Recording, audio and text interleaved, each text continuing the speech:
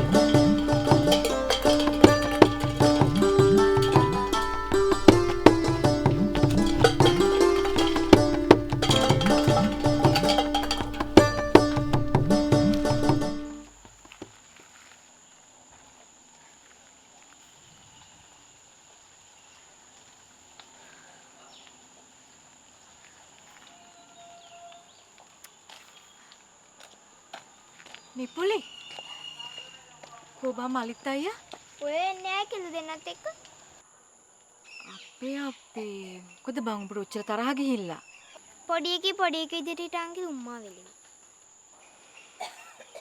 අනේ අම්මේ ඉතින් මේකලානේ එයි නැන්දේ උඹලා මට පොඩි කියන්නේ උඹලා මා ලොකුද?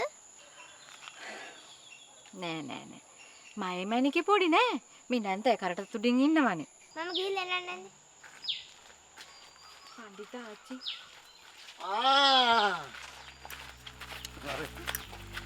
මේකෙදට අම්බු කරලා ගෙන එකම පිරිමියා මම. ඒව් එකේ මං එනකොට කෑම චුට්ටක් ලෑස්ති කරලා තියන්න උඹට බෑ නේ. තියෙන හැටිට තමයි. රද්ද කරලා කට ගාගෙන එනවනේ.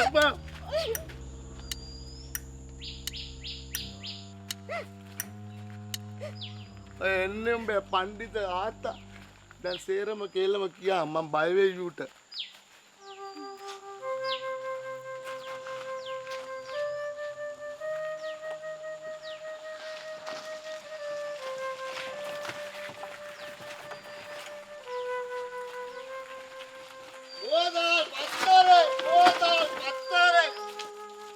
පරණයකට බේසවත් දෙනවා බෝතල් පත්තරේ නෝනා ගණ්ඩ නෝනා බෝතල් පත්තරේ නෝනා බෝතල් කම්පියුටර් පරණ ෆ්‍රිජ් කැඩිච්ච ඒවා ඕනේ ඒකට බේසවත් දෙනවා නෝනා බෝතල් පත්තරේ නෝනා බෝතල් පත්තරේ පත්තරේ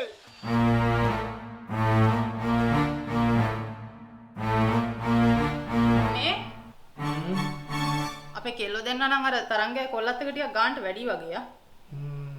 කවුද? අර තරංගයාගේ කොල්ලානේ අර සුනිලගේ. අපේ කෙල්ලෝ දෙන්න ඒ කොල්ලත් එක්කමලු ඉන්නේ. මට පවෙන ටීචර් තමයි කිව්වේ. එක පන්තියේ ළමයිනේ සමන්ති. ගෙදර වාහනේ තීද්දිත් ඔය බස් එක කියන්නේ ළමයාත් එක්ක යන්න ඕන හන්දනේ. උණුයි අපි එක පන්තියේ වෙන්නේ කොහමද? ඒක කුඩ්ඩගේ කොල්ලා. අර බෝතල් පත්ත රාසේ තියාගෙන කුඩු විකුණනවා කියලා මුළු ගමම දන්නවා. අපි එහෙමද? ඌ එහෙම වුණාට ඒ ගෑණි හරි අහිංසකයි සමන්ති. කම්ස කොහමද ඒක දන්නේ? මං කිව්වේ මට පේන දේ. මේ මිනිහා මෝඩයා. මේ මිනිහා දන්නේ නැහැ ගෙදර ගෑණිගේ වටිනාකම. අනේ මේ ඔය 2.50 මිනිස්සු ගැන වද වෙන්න ඕනේ නැහැ. උන් කවුද? ආශ්‍රය කරන සුසු මිනිස්සුද? මතක තියාගන්නවා. අපි වැදගත් මිනිස්සු හරිද?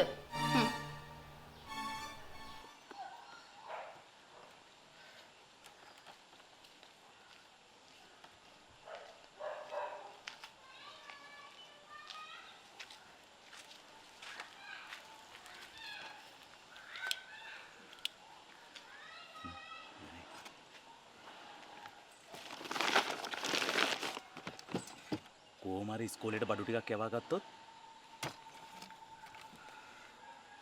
ඒක කරන්නේ කොහමද? ඒකට ඉස්කෝලේ එකෙක්ම අල්ල ගන්න ඕනේ. මේ එදින් බල කොල්ලා ඉන්නේ බා. තොර පිස්සුද? ඌ පඬිතේ වුණාට ඌ ඕවට නැමෙන්නේ හරි හරි බං. කොල්ලට 30ක් කර දෙමු. ඉස්සරම් ඌත් මාගෑණි වගේ තමයි සල්ලි වලට නම්ම ගන්න බෑ. මේ තරම් ගැමේ අනම් මනම් ඒව මේව මට වැඩක් නැහැ. මම බොසාගේ ඕඩරේ ඒ මම ඔබට දුන්නා. ඉස්කෝලේ කෙසේ වෙතත් ඔබේ පත්තර කඩේටවත් යවගත්තා නම් වැඩේ ගොඩ බං. හරි. පොඩ්ඩක් ඉඳන්ගෝ මාගෑණි නැතිලාට පොඩ්ඩක් කොල්ල ටෝක් එකක් දාලා බලන්න. ආ බං. ඔබත් කටකේ එව්වට ගෑණිට ළමයට දෙන්නටම බයනේ බං. මම මගේ බල්ලවත් බය ගෑනුන්ට. යකෝ උඹ දන්නවද මං ඕක ඉස්කෝලේ 10 වසර දිස්සුවේ. දන්නවද ඔබ? බාල වයස්කාර අපරාධයක්නේ බං කරලා තියෙන්නේ. එහෙම තමා බං මේ තරං ගියා. මා ජෝඩුව මට සත්තමක් දැම්ම. දවස් 2යි ගියේ කෙල්ල පස්සෙන් කෙල්ල සෙට් වුණා. ඉස්සුවා. හිතේ දුකට අම්මයි තාත්තයි දෙන්නම මැරුණා යකෝ. පව් යකෝ. මොන පවුද බං? මං හිතුවා මලාට පස්සේ ඔක්කොම දේපල ටික මට හම්බෙයි කියලා. අර කාලකන්ණි මහ එක ඔක්කොම පන්සලට ලියලා බං. හොඳ වැඩේ. ඔබට හොඳ වැඩේ. ඔබත් ඉතින් අර ගෑණිය උස්සන් ආවේ ආදරේට නෙමෙයිනේ බං. තියෙන දේපල වලට කෑදර කමටනේ. ආදරේ ආදරේ බම්බු ආදරේ. යකෝ ආදරේ කියන්නේ හෙල්ලෙන මොලේට. ඒක තේරුම් ගනින්. එහෙමද? මේ ඒ නැතිනම් ඔබ ඔය හෙල්ලෙන මොලෙන් වැඩක් ගන්නත් එක්කලා අර පාර්සල් ඉස්කෝලේට එන්න පොඩි try එකක් දියන්.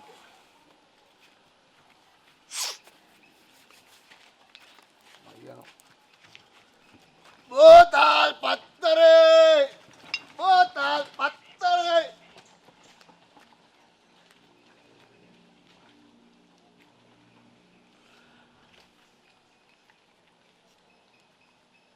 ආ බොස් මේ හරි හරි බොස් මං ඌට වචනේ දැම්මා. ඌ එක පොඩ්ඩක් ඇසෙප්ට් කරන්න පොඩි වෙලාවක් පොඩි දවසක් ගන්නවා ඉතින්.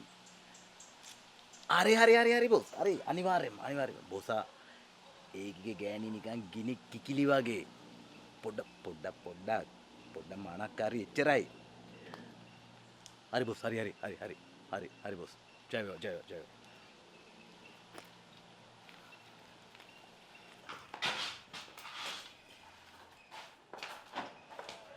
මේ අපේ ග්‍රාමසේවක මහත්තයා උපාලි මහත්තයා කොයි හරි යන්නද? ගමනක් නම් යන්න තමයි. කමන්න ග්‍රාමසේවක මහත්තයා කියන්නකෝ. උපාලි මහත්තයා මං අර එදා උපාලි මහත්තයාට කිව්වේ ගම ආරක්ෂා කරන්න අපි කමිටුවක් පත් කරා කියලා. ඒකට මං උපාලි මහත්තයාගේ නමක් දාලා තියෙන්නේ. මට බොහොම සන්තෝෂයි. බොහොම ස්තුතියි ග්‍රාමසේවක මහත්තයා. මම ඉතින් කොහොමත් ඔය සමාජ සේවයට ලැබි මිනිහනේ. අන්න ඒ හින්දාම තමයි මං උපාලි මහත්තයාගේ නමත් යෝජනා කරේ. මට වෙන්න ඕනේ මොකද්ද කියලා ග්‍රාමසේවක මහත්තයා කියන්නකෝ. මම ඉතින් මේ ගමේ ඉස්කෝල, පල්ලි, පන්සල් ඔක්කොම උදව් කරලා තියෙනවනේ. අන්න ඒ හින්දාම තමයි මම මේ හොයාගෙන ආවේ.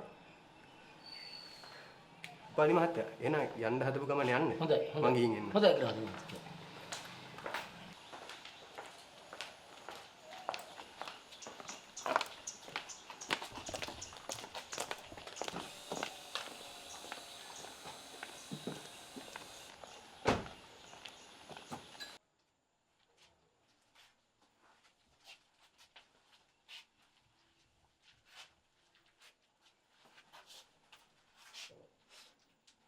ඒ කියන්නේ උඹට බෑ.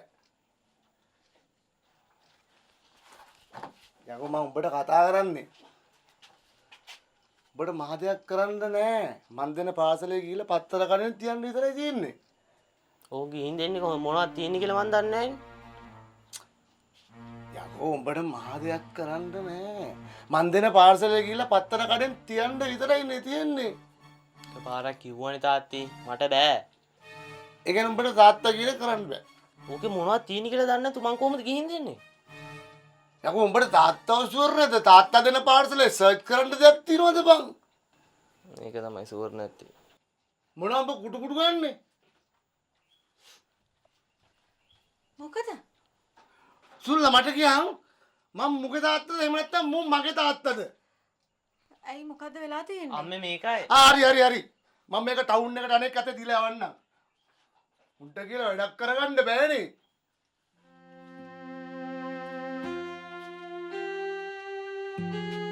පාරේ මේ මනුස්සයා මොකක් කරන්න හදනවද මන්ද?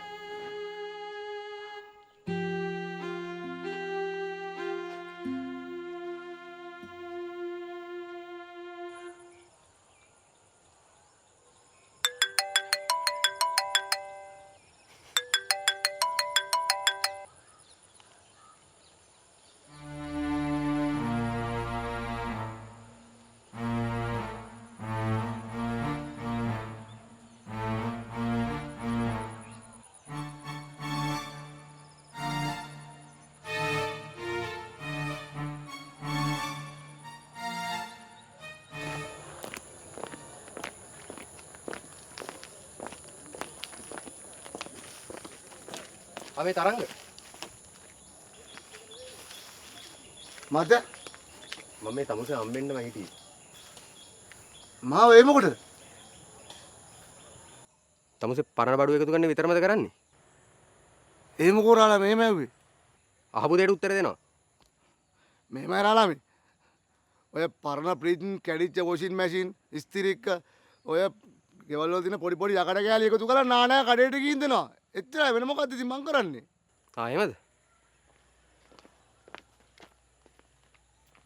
මේ තරංග දැන්වත් මිනිස්සෙක් වෙන්න බලනවා. පොඩ්ඩක් පෙරේත පාට හිටියට මමත් මිනිස්සෙක් තමයි රාලාමි. මේ අහල පහල ගමේ මිනිස්සු දිහාවත් බලලා හැදෙනවා. බලනවා රූපාලි මහත්තයා. සමාජ සේවා වැඩවල කොච්චර කරනවද? ගමේ හැම වැඩකටම උදව් කරනවා.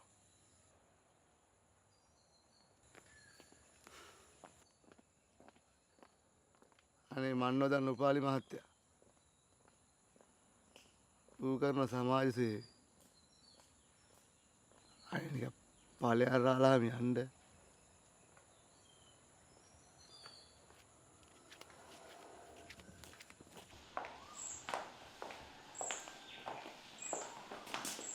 අද ගෑන ළමයි යන්නේ අපිත් එක්ක. ඔන්න හදුවේ. මම නන් නෙමෙයි. අම්මා තමයි ලෙඩේ ඇද්දේ. ගෙදර වාහන තියාගෙන පයින් යන්න ඕනේ නෑනේ. අයියෝ අම්මේ මල්ලිත් ඒකනේ. ඒක බස් එකේ එයි. ඉතින් අපේ කායකේ දාන් යමුකෝ. පිස්සුද මේකේ? සද්ද නොකර ඉමු. දන්නවනේ හැටි.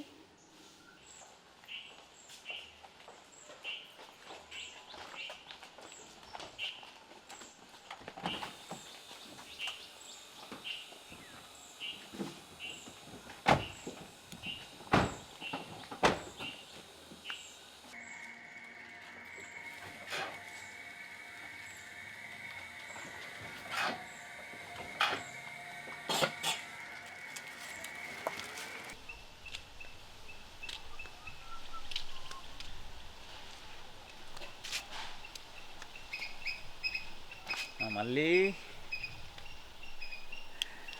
මොකද බං මගේ මූණවත් බලන්නේ නැත්තේ? සෙට් නෑ ආජි. එහෙමද? දැන් එතකොට කොහමද උඹලත් එක සෙට් වෙන්න ඕන?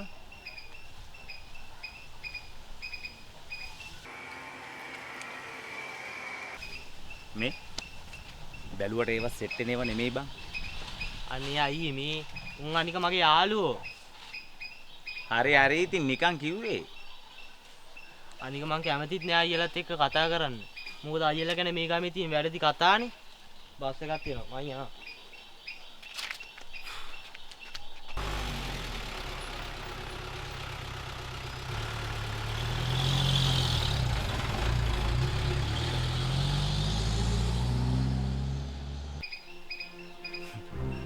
හරි හරි මල්ලි. ඔම යවන්කෝ. අම්මගේ පුතාගේ ගෑස් බස්සනේදී මං දන්නවා. මායකාව අවුරුදු දෙකකට විතර වැලිකඩට දැම්මනම් මා ගෑණිගේ රැස් නිකම් බයි.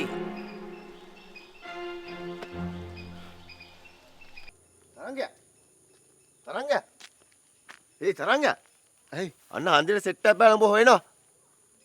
මාව? ඒ මොකටද? මන් දන්නේ නැහැ. දැන් මොකද මං කරන්නේ? මොනා කරන්න කියලා මම හැංගියා. ඔව් නේ.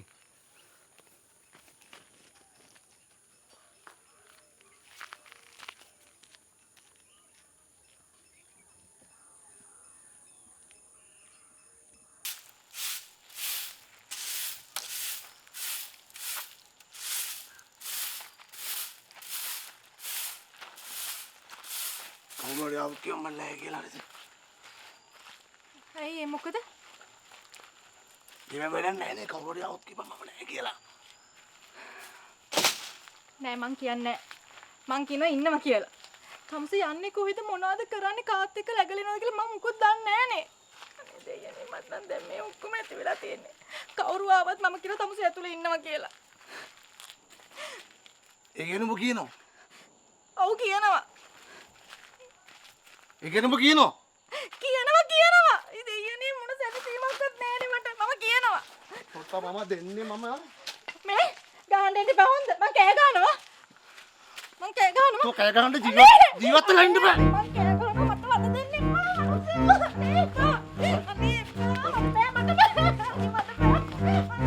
අනේ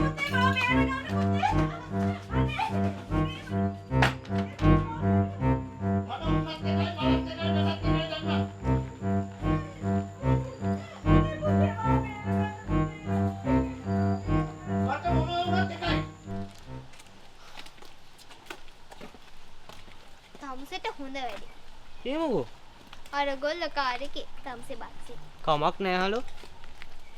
හැබැයි ඒගොල්ලෝ පවුනේ නෑ. ඒගොල්ලන්ට කාර්ත් එක සෙල්ලම් කරන්නව දෙන්නේ නෑනේ.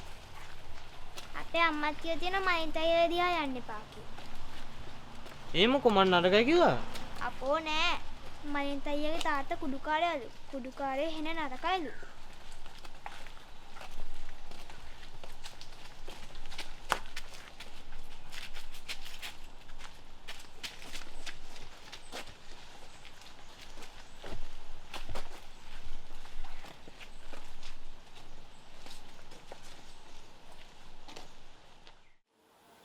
අනේ අපිට සමා වෙන්න අපේ හාමුදුරුවනේ.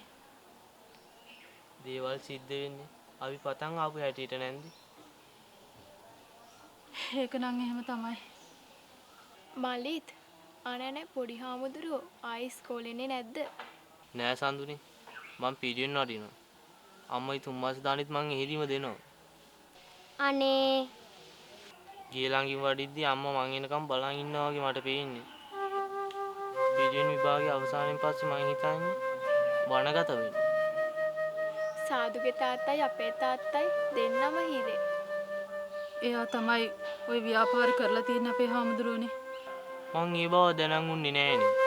දූලගේ තාත්තයි අර උමේෂ් කියන රස්තිය අධිකාරිය දෙන්නම එකතු වෙලා තමයි ওই ව්‍යාපාරේ හවුලට කරලා තියෙන්නේ. අර තරංග තමයි පරණ බඩු එකතු කරන ගමන් ඒවා බෙදා හැරලා තියෙන්නේ. අපේ උපාලටත් හිතන්න තිබුණා අපේ හාමුදුරුවනේ. අපේ දරුවෝ වගේම ඒ දරුවොත් කාගේ හරි දරුවෝ කියලා. මල් වගේ ළමයින්ට නරක පුරුදු වෙබ්බෑ කරලා කොයිතරම් පවද්ද කරගත්තේ. ඒ මාදියට මගේ අම්මවත් මරලා දැම්මා. අනේ පව්වේ අහිංසක මිනිස්සයා. මම ඉස්කෝලේ ගිහින් එද්දි තාත්තා මගදී හම්බුණා. කලබලෙන් දිව්වා. ගෙදර ගිහින් බලද්දි අම්මා